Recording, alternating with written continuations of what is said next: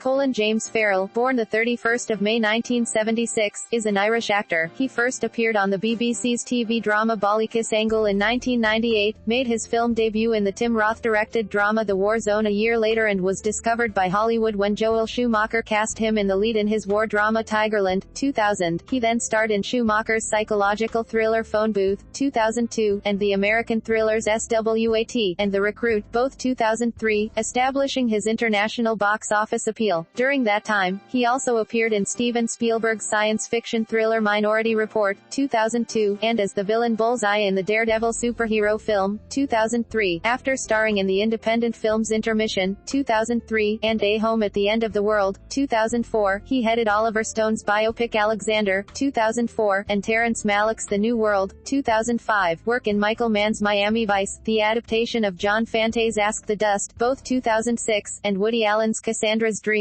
2007, followed, underscoring Farrell's popularity among Hollywood writers and directors. However, it was for his role in Martin McDonagh's In Bruges, 2008, that he received a Golden Globe Award. In recent years, he co-starred in the comedy horror film Fright Night, 2011, and the sci-fi action film Total Recall, 2012, both remakes, and McDonagh's second feature, the black comedy crime film Seven Psychopaths, 2012. Farrell also starred with Noomi Rapace in the Neil Zardanoplev-directed action film Dead Man Down, and as Travers Goff in the period drama Saving Mr. Banks, both in 2013, about the author of Mary Poppins. In 2014, Farrell starred as Peter Lake in the supernatural fable Winter's Tale, 2014, an adaptation of the novel of the same name by Mark Helprin. In 2015, he starred as Detective Ray Velcora in the second season of HBO's True Detective, alongside Vince Vaughn and Rachel McAdams, a favorite with film critics like Peter Bradshaw, Manohla Dargis and Roger Ebert. In the 2000s, Farrell developed a reputation as a Lothario and dated numerous famous women for a time. Early life. Farrell was born in Dublin, Ireland, the son of Rita, née Monaghan, and Eamon Farrell. His father played football for Shamrock Rovers and ran a health food shop. His uncle, Tommy Farrell, also played for Shamrock Rovers. The actor has an openly gay older brother, Eamon, Jr., who is married to artist Stephen Mannion, and two sisters, Claudine and Catherine. Claudine, his older sister, is his personal assistant. When Farrell was 10, his family moved to Castleknock, a Dublin suburb. He was educated at St. Brigid's National School, followed by secondary school at Castleknock College and then Gormanston College in County Meath. Farrell unsuccessfully auditioned for the Irish musical group Boyzone around this time. He was inspired to try acting when E.T. the Extraterrestrial moved him to tears. With his brother's encouragement he attended the Gaiety School of Acting, dropping out when he was cast as Danny Byrne on Ballykiss Angle, a BBC television drama about a young English priest who becomes part of an Irish rural community. As an 18-year-old traveling in Sydney, Australia, he was at one time suspected for attempted murder. The police sketch admittedly looked remarkably like him and he had even described blacking out the night in question. His only alibi was apparently a journal kept by his friend that explained the two had been across town that night ingesting MDMA.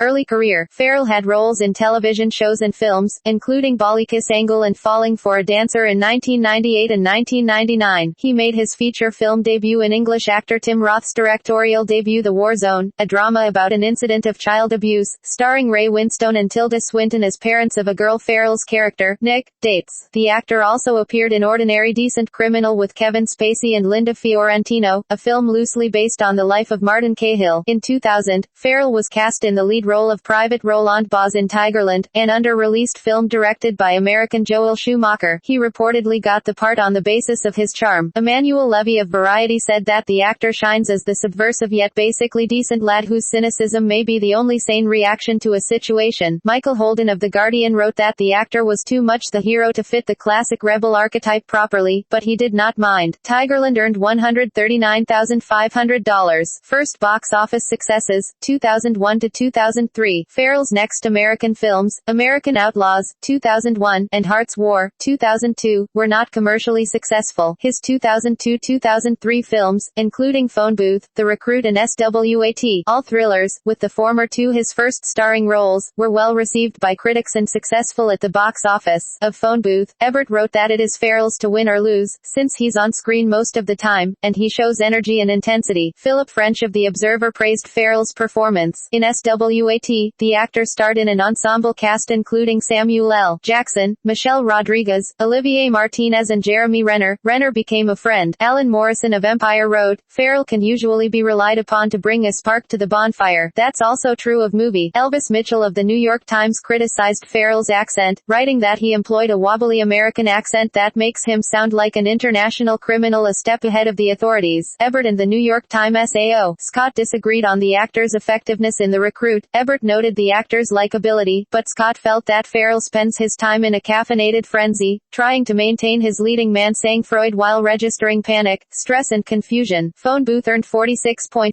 million, SWAT $116.9 million and The Recruit $52.8 million at the box office. Farrell's supporting roles include an ambitious Justice Department agent opposite Tom Cruise, a potential criminal in Minority Report, 2002, and the villain Bullseye in Daredevil, 2003. Matt Damon was originally offered the Minority Report role, turning it down to appear in Ocean's 11. Farrell said he had no problem being the producer's fallback after Damon declined. Bullseye is an assassin. Proud of his accuracy, Farrell was signed to the role in December 2001, although he was considered for the lead role of Matt Murdock, Daredevil, until Ben Affleck signed. Farrell was encouraged to keep his Irish accent, since this version of Bullseye is from Ireland. He read Frank Miller's Daredevil comics to understand Bullseye because the expression on the characters' faces in the comic books, and just the way they move sometimes, and the exaggerations of the character I'm playing, he's so over the top that you do draw from that, but it's not exactly a character you can do method acting for,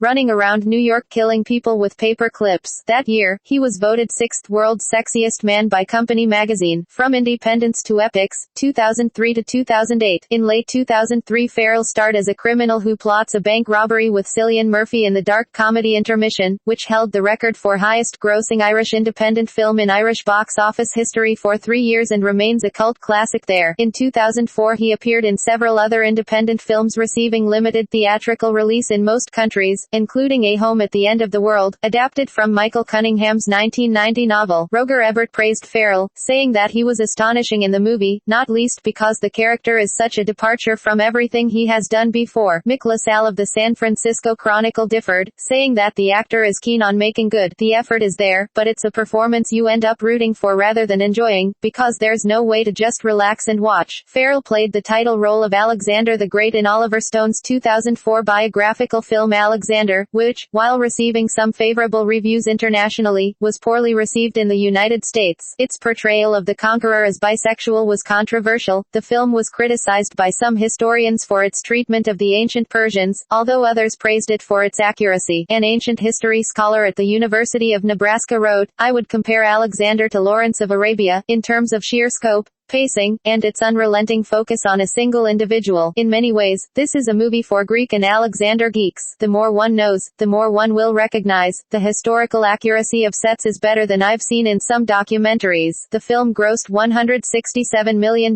worldwide, just exceeding its budget of $155 million. Farrell's next film was 2005's Academy Award-nominated The New World, his second historical epic. He played the lead role of Captain John Smith, the founder of 17th-century colonial Jamestown, Virginia, who falls in love with the Native American princess Pocahontas, Q'orianka Kilcher. Director Terrence Malick went out of his way to keep Farrell and Kilcher apart until they were filmed together. Although it was released in only 811 theaters worldwide and had a relatively low box office gross, the film received a large number of positive reviews. In one of 4 reviews in The Guardian, John Patterson described it as a bottomless movie, almost unspeakably beautiful and formally harmonious. The New World was followed by Ask the Dust, a period romance set in Los Angeles based on a John Fante novel and co-starring Salma Hayek. Reviews were mixed. Manohla Dargis of the New York Times favorably described Farrell's work, but Peter Bradshaw of The Guardian found something a little forced in both lead performances. With a limited theatrical release, it was not a financial success. The actor was more successful in 2006 with his role opposite Jamie Foxx in Michael Mann's action crime drama, Miami Vice. The film grossed $164 million worldwide on a budget of $135 million, and Time Out New York ranked it among the top 50 movies of the decade. The DVD, released the same year, also managed to sell over 1 million copies, equivalent to $7.91 million in pirated versions, in its first week alone, and, as of the 11th of February 2007, had grossed over $36.45 million in rentals.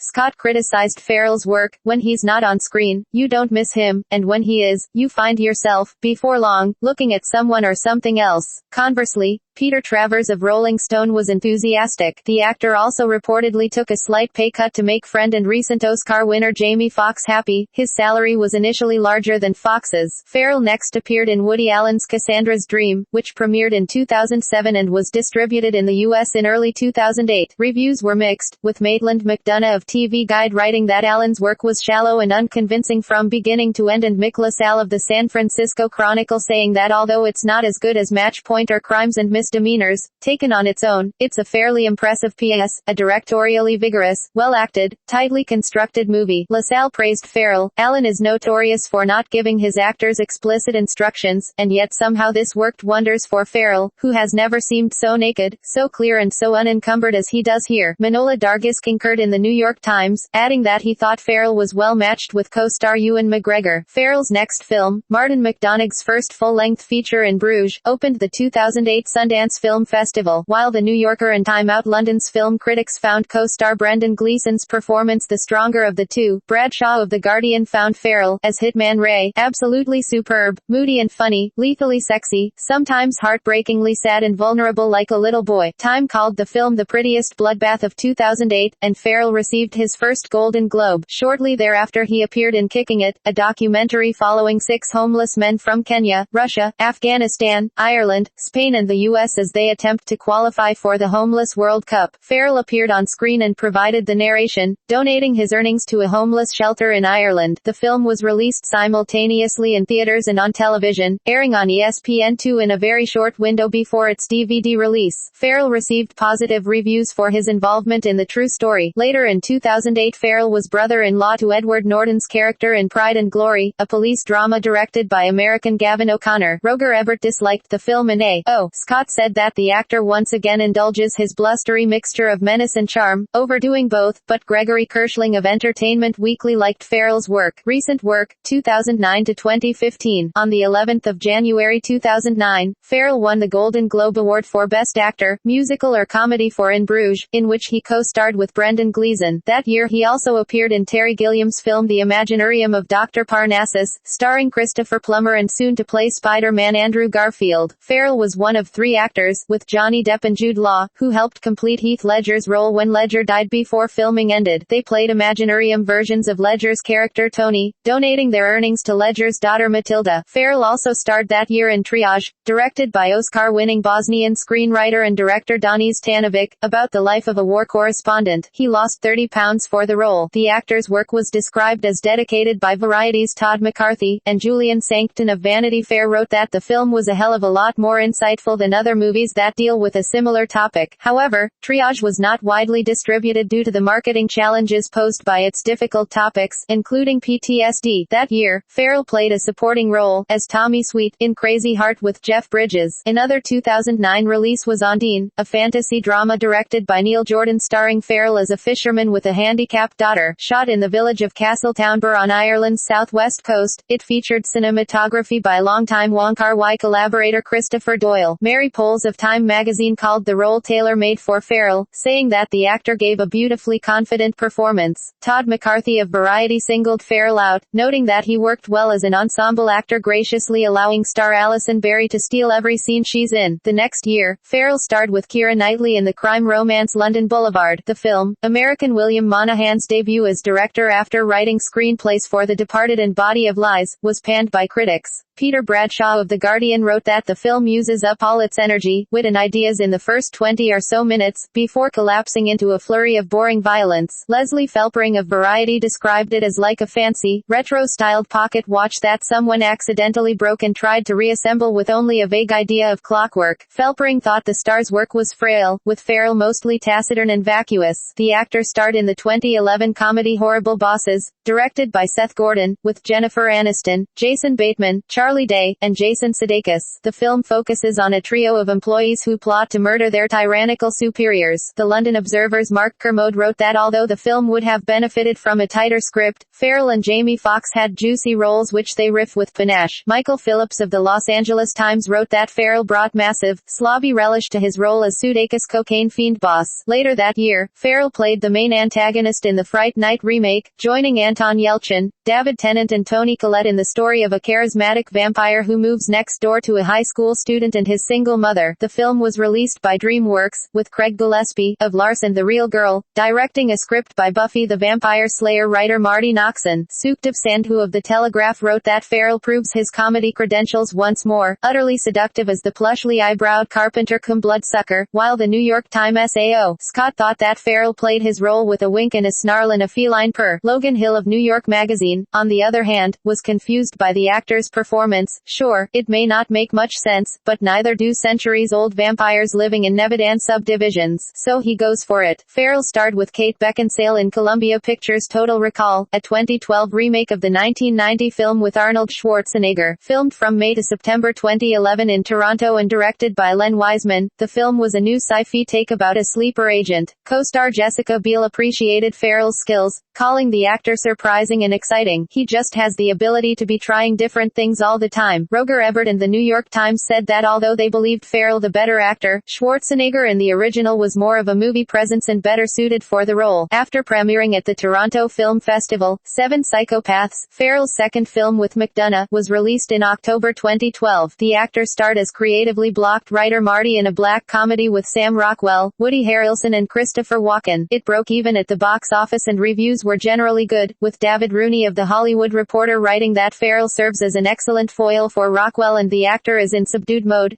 His performance largely defined by the endless expressivity of his eyebrows. That month, Farrell appeared on the cover of the magazine Details. March 2013 saw the release of Dead Man Down, a thriller directed by Niels Arden Oplev reuniting Farrell with Terrence Howard for the first time since Hearts War 10 years earlier. Noomi Rapace, star of Oplev's The Girl with a Dragon Tattoo, starred as a facially scarred woman who blackmails Farrell's character into killing the man who disfigured her in a car crash. Reviews were mixed, with Empire calling the film a pleasingly intricate double, or is it triple, revenge plot anchored by excellent acting and The Hollywood Reporter saying that J.H. Wyman's script and the measured pace don't lend themselves to the necessary escalating tension that would have resulted in a more rewarding climax. The New York Times' Manola Dargis called the film a failure, but said of the actor, Farrell and his sensitive, hard-working eyebrows help keep it from becoming a full-bore lampoon. Joe Newmeyer of the New York Daily News also disliked the film. It contained a lot to roll your eyes over and, while Farrell was commendable, he was as stoic as a statue. In 2014, Farrell starred in a film adaptation of Mark Helprin's Winter's Tale. The film was written and directed by Akiva Goldsman and based on Helprin's 1983 novel, and co-starred Jessica Brown Findlay, Russell Crowe, and Will Smith. Farrell won the lead role over younger actors Garrett Hedlund, Tom Hiddleston and Aaron Taylor Johnson. Although the film generally received negative reviews due to the overly romantic nature of the film, writers such as The Village Voice's Stephanie Zacharek had nothing but praise for Farrell. She described him as an extraordinary appealing actor who has always made a terrific bad boy, but seems to be settling into some very serious, responsible adult roles. Mick LaSalle of the San Francisco Chronicle agreed, writing that the actor holds the movie together and is part of the most beautiful scene so far of 2014. His work as the alcoholic father P.L. Travers adores in Saving Mr. Banks got contrasting reviews, with Variety's Scott Founders calling it excellent and Leslie Felpering of The Hollywood Reporter his best work in some time, but The Guardian's Peter Bradshaw describing it as bland and uninspired, and The Telegraph's Robbie Collin expressing that the actor was wrong for the role. Liv Ullman's adaptation of August Strindberg's Miss Julie with Jessica Chastain and Samantha Morton, his turn as John, the serving man to Chastain's character's father, was described by Stephen Holden of the New York Times as the strongest of the three performances and Ullman's direction too flat by most reviewers. He starred in the second season of HBO's True Detective as Ray Velcora, alongside Vince Vaughn, Taylor Kitsch, and Rachel McAdams. The first two episodes were directed by Justin Lin. He worked with a dialect coach to get the non-standard California accent for his character, which he found challenging. The actor is also starring in The Lobster, a romantic science fiction thriller due to be released in 2015 and directed by Greek director Yorgos Lanthimos in his English-language debut. Its script was awarded the Arte International Prize for Best Cinemart 2013 project at the 42nd Rotterdam International Film Festival. Set in a dystopian near future in which finding a partner is a matter of life and death, the film tells an unconventional love story. The film also stars Rachel Weisz, Ben Whishaw, Olivia Colman, Elie Akute Seydoux and John C. Reilly. Farrell will also appear in the upcoming Harry Potter spin-off film Fantastic Beasts and Where to Find Them, Charity Work and Causes. In 2007, Farrell joined other other celebrities as a spokesman for the Special Olympics World Games in Shanghai, China. He has also lent his support to the anti-bullying campaign Stand Up, organized by the Irish LGBT youth organization Belong To. In March 2012, the actor appeared on the Ellen DeGeneres show 2 years earlier to increase awareness of the subject. In 2015, Farrell became an official ambassador of the Homeless World Cup, which uses street football to inspire homeless people to change their lives. Personal life, relationships and children. Colin met English actress and singer Amelia Warner at the premiere of Quills in 2000. They dated from July to November 2001. There was speculation that they married. Of the experience, the actor said too fast, too young. However, in December 2011, Warner told The Sun that the marriage was never legal. We had a ceremony on a beach in Tahiti that was by no means legal and we knew it wasn't. It was just a thing we did on holiday. We went shark feeding and then we did that. We booked them both on the activities desk at the hotel.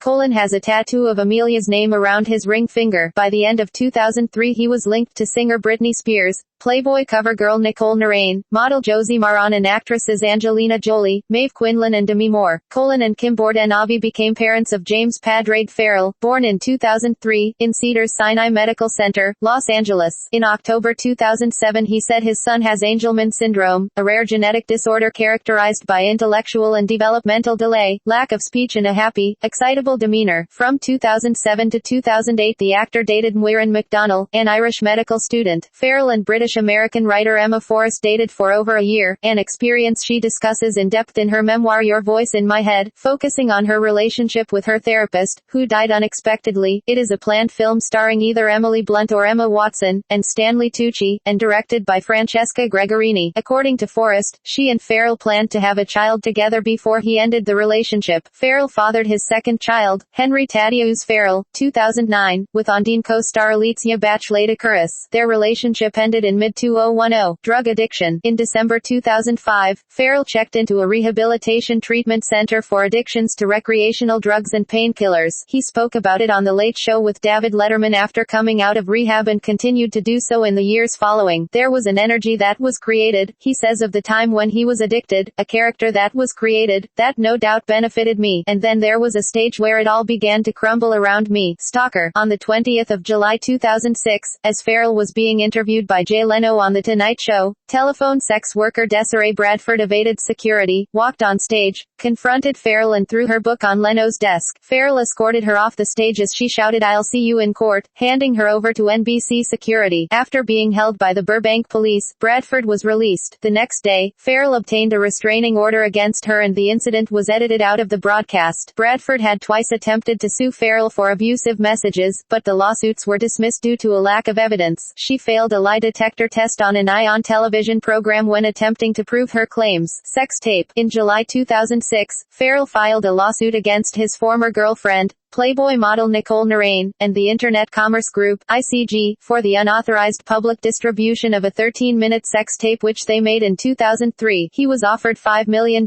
for its rights. While ICG tried to release it, Narain said that she would work with Farrell to ensure that the tape remained private. Farrell said she tried to release it to damage his acting career and make money out of it, a claim Narain denies. On the 16th of April 2006 they reached a confidential settlement. Farrell's lawsuit against ICG continued, with a trial date of the 21st of July 2006. Filmography. Film. Television. Selected awards.